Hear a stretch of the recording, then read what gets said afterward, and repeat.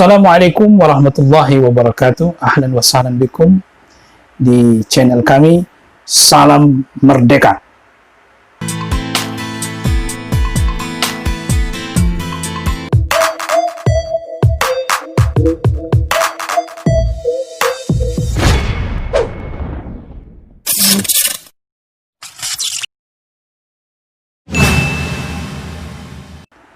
Saudara-saudaraku, kaum muslimin, kaum muslimat, para pemirsa setia yang senantiasa menonton channel kami. Pada kesempatan yang berbahagia ini, sampai dengan Dirgahayu Republik Indonesia yang ke-75, kita akan mengangkat tema tentang berkaitan dengan hakikat dari kemerdekaan. Sebelum itu, mari kita simak dulu pendapat-pendapat dari masyarakat. Apa sih arti dari kemerdekaan itu? Silakan di sini. Menurut saya merdeka itu bebas. Bebas berkreasi, bebas beraktivitas, bebas berbuat, bebas tapi masih dalam batasan-batasan tertentu, artinya tidak melanggar norma, aturan, adat istiadat, dan peraturan yang berlaku. Kan bagi diri saya sendiri sih, yang jelas saya nggak dijajah lagi sama orang dari manapun gitu. Jadi benar-benar di Indonesia tuh benar-benar kita warga negara Indonesia. Yang menjajah Indonesia selama 350 tahun. Kemerdekaan sangat luas ya artinya. Kalau menurut saya sih merdeka artinya kebebasan kita lah untuk berkarya, bereksperimen terhadap apa yang kita inginkan atau apa yang akan kita capai. Bebas untuk bekerja, memilih, dan berusaha. Baik, saudara-saudaraku yang dimuliakan Allah, tadi sudah kita tonton atau kita simak beberapa pendapat dari masyarakat tentang apa arti atau hakikat dari kemerdekaan. Dari kesemua itu, masyarakat menginginkan adanya kebebasan, adanya keadilan, adanya penyerataan yang baik terhadap pertumbuhan ekonomi, merupakan harapan kita semua.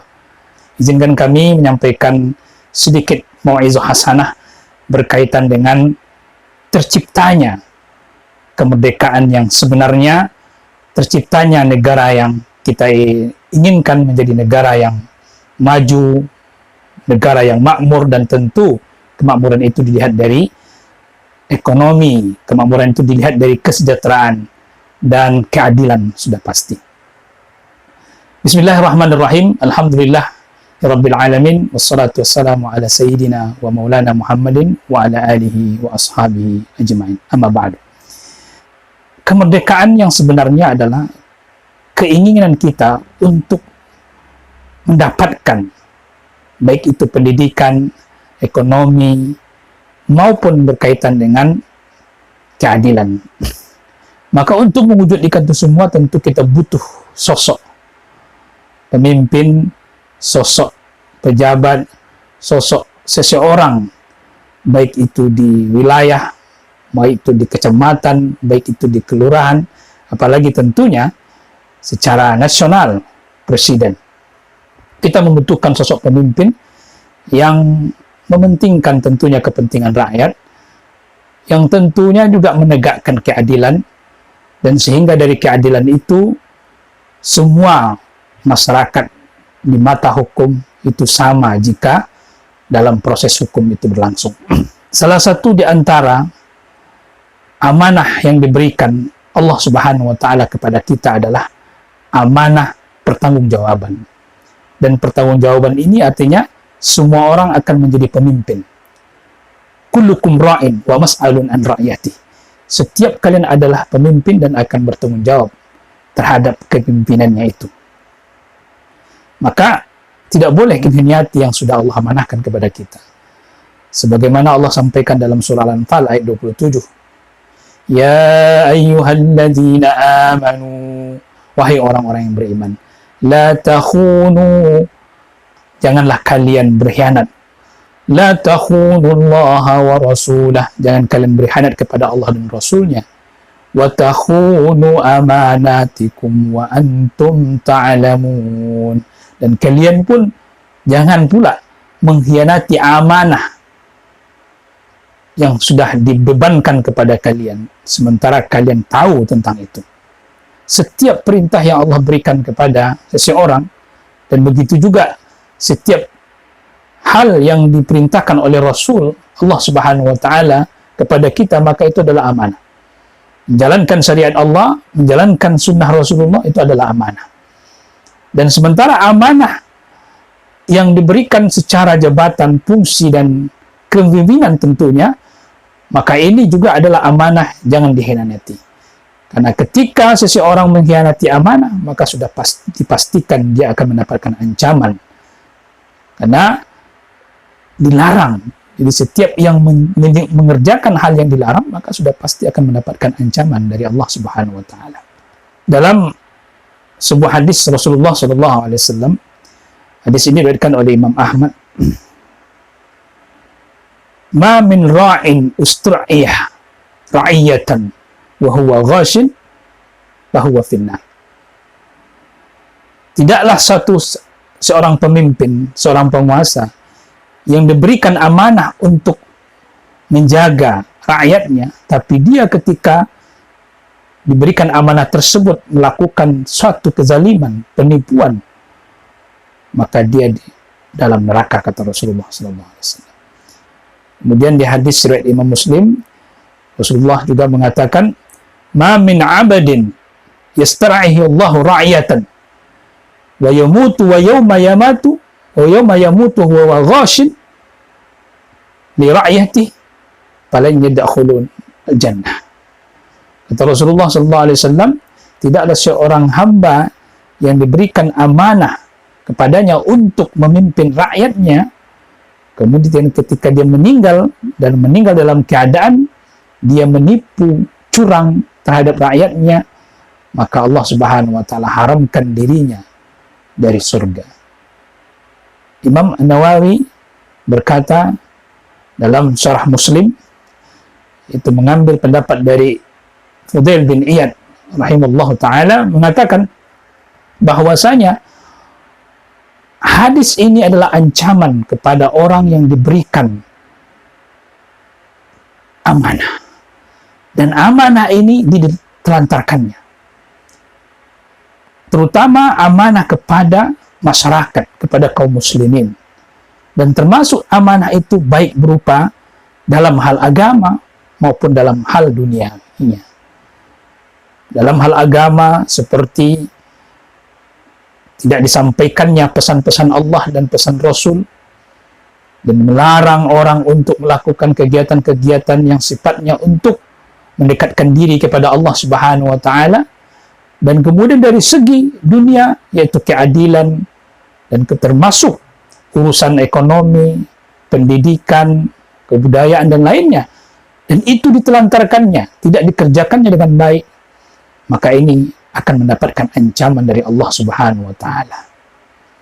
Nah, saudara-saudaraku yang dimuliakan Allah, maka untuk mendapatkan kemakmuran, keadilan, dan kemudian tentu keberkahan apalagi, dan seperti yang kita gadang-gadangkan, kita teriakkan bahwa negeri Indonesia harus negara maju, negara yang diberkahi, dan negara yang senantiasa menjadi baldatun thayyibah, negara yang nyaman dan tenang, maka kemerdekaan yang kita ingin lakukan, yang kita teriakkan ini saat ini, Dirgahayu yang ke-75 Republik Indonesia, kita bangga menjadi masyarakat Indonesia, kita bangga menjadi orang Indonesia, maka kebanggaan kita ini adalah kita buktikan tentunya adanya keadilan, adanya kesejahteraan, adanya kedamaian yang diwujudkan melalui orang-orang yang kita berikan atau orang-orang yang kita percayakan, yaitu para pejabat kita, para pemimpin kita. Maka hendaknya untuk mewujudkan negeri yang maju, negara yang baldah thayyibah, dan bahkan diberkahi oleh Allah Subhanahu wa taala, kita butuh sosok pemimpin mulai dari tingkat RT sampai tingkat besar nasional skala besar, adalah pemimpin yang amanah, pemimpin yang mengemban dengan begitu adil, pemimpin yang mau mengayomi masyarakat, pemimpin yang senantiasa mau berbuat adil dan tentu mempedulikan masyarakat, mempedulikan rakyatnya. Karena jika tidak seperti itu, mereka menyia-nyiakan apa yang sudah diamanahkan kepada mereka, maka dipastikan ada ancaman dari Allah Subhanahu wa taala, yaitu tidak akan masuk surga pemimpin yang curang, pemimpin yang tidak amanah. Nah, tentu kita sebagai masyarakat mensupport, mendukung para pemimpin kita untuk menjadi pemimpin yang amanah, pemimpin yang adil, pemimpin yang tegas, pemimpin yang senantiasa menegakkan ketentuan-ketentuan syariat, dan kemudian tentu pemimpin yang tidak melupakan syariat itu sendiri. Saudara-saudaraku yang dimuliakan Allah, begitu banyak sejarah berlalu yang kita bisa jadikan contoh. Para pejuang-pejuang kita, kemudian orang-orang sebelum kita dari kalangan sahabat Nabi, seperti Abu Bakar Siddiq, Allah meridhoinya, pemimpin yang adalah senantiasa berbuat baik, pemimpin yang juga menegakkan keadilan, pemimpin seorang khalifah yang senantiasa mengayomi masyarakat dan juga berani. Dan begitu juga dengan Umar bin Khattab, pemimpin yang tegas, pemimpin yang disiplin, pemimpin yang selalu berbuat adil, dan bahkan pemimpin yang berani.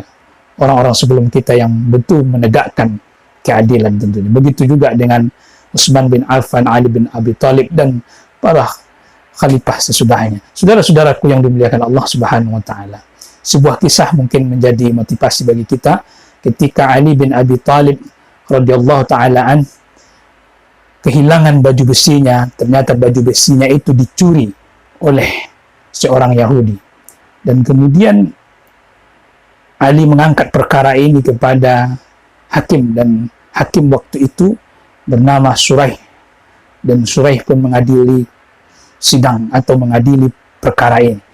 Maka ketika itu hakim Suraih meminta kepada Ali bin Abi Thalib untuk menghadirkan dua orang saksi. Maka Ali bin Abi Thalib radhiyallahu ta'ala anhu menghadirkan saksi yang pertama, yaitu mantan budaknya, dan kemudian anaknya sendiri Hasan bin Ali. Maka ketika itu hakim Suraih mengatakan, saya hanya menerima kesaksian mantan budak Anda wahai tuanku, tapi untuk putra Anda saya tidak terima. Maka ketika itu Ali bin Abi Thalib mengatakan kepada Suraih, bukankah Hasan adalah keturunan Rasulullah SAW, dan keturunan Rasulullah adalah keturunan orang yang dipercaya, keturunan yang ahli surga? Maka Suraih dengan begitu tegas dan jelas mengatakan kepada Al-Amir Khalifah Ali bin Abi Thalib bahwasanya dia tetap hanya menerima kesaksian dari mantan budaknya, tidak menerima kesaksian putra dari Ali bin Abi Thalib. Kemudian perkara itu dimenangkan oleh orang Yahudi, dan akhirnya baju besi itu dikembalikan atau dimiliki orang Yahudi. Maka setelah keputusan itu, orang Yahudi pun datang kepada hakim Suraih dan mengatakan bahwa sesungguhnya yang mencuri baju besi itu saya, dan saya akan kembalikan baju ini lagi. Kemudian orang Yahudi itu menyatakan masuk Islam. Subhanallah, Allahu Akbar. Begitulah Islam mengajarkan keadilan. Jika memang itu adalah suatu yang harus dilakukan secara adil, secara hukum, maka buktikan. Jika tidak, maka tentu saudara-saudaraku yang dimuliakan Allah Subhanahu wa taala, kita akan melakukan suatu kecurangan. Karena gara-gara hanya mungkin keluarga kita, hanya mungkin karena sebab ada hubungan darah dengan kita, maka kita perjuangkan, kita bela mati-matian, padahal itu salah, tidak baik, tidak bagus, tidak sesuai dengan aturan. Tapi karena kita duduk di satu fungsi di situ, membela hanya untuk kepentingan keluarga dan pribadi kita sendiri, maka itu tidaklah ada adil. Maka itu tidak akan menjadi negara atau bangsa yang maju, negara yang baik.